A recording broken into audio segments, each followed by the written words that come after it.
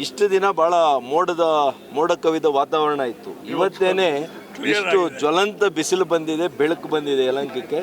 ಬಹಳ ಸಂತೋಷ. ಒಂದು ರೀತಿಯಲ್ಲಿ ಪರವಾಗಿಲ್ಲ. ಅರ್ಧ ಗಂಟೆ 1 ಗಂಟೆ ನಾವೆಲ್ಲ ರೈತಾಪಿ ಮಕ್ಕಳು ಬಿಸಿಲಲ್ಲೇ ಬೆವರಿನಲ್ಲೇ ಬೆಳೆದಿರೋರು. ಹಾಗಾಗಿ ಇದೇನು ವಿಶೇಷ ಅಂತ ನನಗೆ ಅನ್ಸಲ್ಲ. ಸರ್, ಈಗ ಕಾರ್ಯಕ್ರಮದ ಹೊರತಾಗಿ ರಾಜಕೀಯ ಪ್ರಶ್ನೆ. ಈಗ ನೆನ್ನೆ ಶಾಸಕರು ಯಲಹಂಕದಲ್ಲಿ ಮಾತನಾಡ್ತಾ ಈಗ ಬಹಿರಂಗವಾಗಿ ಯಲಹಂಕಕ್ಕೆ ಕೆಂಪೇಗೌಡರ ಹೆಸರಿಗೆ ಮಸಿ ಬೆಳೆಯುವ ಕೆಲಸವನ್ನ ಸುಧಾಕರ್ ಅವರು ನಾವ್ಯಾರು ಮಾಡಿಲ್ಲ.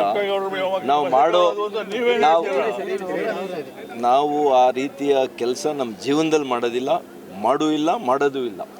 ನಾವೆಲ್ಲ ಕೂಡ ನೋಡ್ರಿ, ಈಗ ಅವರು ಶಾಸಕರು ಎಷ್ಟು ವರ್ಷದಿಂದ ಇದ್ರಿ ಇಲ್ಲಿ? 18 ವರ್ಷ ಆಯ್ತು. ಒಕ್ಕಲಿಗರ ಸಂಘ, ಒಕ್ಕಲಿಗರ ಸಮುದಾಯ ಎಷ್ಟಿದೆ ಈ ಕ್ಷೇತ್ರದಲ್ಲಿ? ನೀವೊಂದು ಸಾಮಾನ್ಯ ಒಂದು ಜಾಗ ಕೊಡಿಸ್ಲಿಲ್ಲ, ಮತ್ತು ನೀವು ಯಾವ ಒಕ್ಕಲಿಗರಿಗೆ ನೀವು ಒಳ್ಳೇದು ಮಾಡಿದ್ದೀರಿ? ನಾನು ಬಹಿರಂಗವಾಗಿ ಹೇಳಲಿಕ್ಕೆ ಇಷ್ಟಪಡಲ್ಲ. ಆದರೆ ಅದಕ್ಕೆ ಹೇಳಿದೆ, ನಾನು ಆಡಳಿತವನ್ನು ಜನಪರವಾಗಿರಬೇಕು, ಪ್ರೀತಿ ವಿಶ್ವಾಸದಿಂದ ಅವರನ್ನು ಗೆಲ್ಲಬೇಕೆ ಬಿಟ್ಟು ಬೇರೆ ಅಧಿಕಾರ ದರ್ಪದಿಂದ ನಾವು ಯಾವತ್ತೂ ಕೂಡ ಗೆಲ್ಲಿಕ್ಕೆ ಸಾಧ್ಯ ಇಲ್ಲ.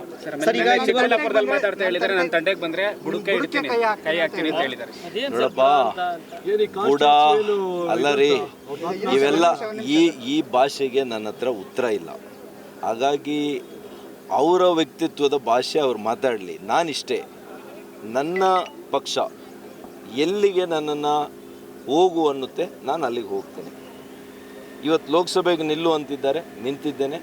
ಜನರ ಆಶೀರ್ವಾದದಿಂದ ಇವತ್ತು ಲೋಕಸಭಾ ಸದಸ್ಯನಾಗಿದ್ದೇನೆ. ನಾಳೆ ಅವರು ಎಲ್ಲಿಗೆ ಹೇಳ್ತಾರೆ, ನಾನು ಅಲ್ಲಿಗೆ ಹೋಗ್ತೇನೆ. 28ಕ್ಕೆ ನೀವೇ ಯಲಹಂಕದ ಕಾಂಗ್ರೆಸ್ ಅಭ್ಯರ್ಥಿ ಅನ್ನೋ ಮಾತುಗಳು ಕೇಳಿ ಬರ್ತಾ ಇದೆ ಸರ್. ನಿನ್ನೆ ಅದೇ ರೀತಿ ಅವ್ರು ಹೇಳಿದ್ದಾರೆ. ವಿಶ್ವನಾಥ್ ಯಾವ ಪಕ್ಷದ? ಅವರಿಗೆ ಮತಿ ಭ್ರಮಣೆ ಆಗಿರ್ಬೋದು.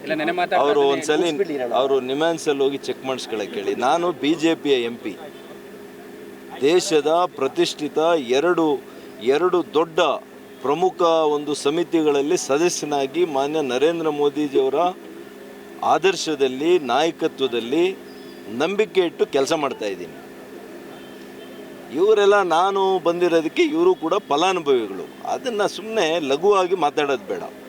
ಏನಾದರೂ ಮಾತಾಡಬೇಕಂದ್ರೆ ಅರ್ಥಬದ್ಧವಾಗಿ ಮಾತಾಡಲಿಕ್ಕೆ ಅವ್ರಿಗೆ ಹೇಳಿ.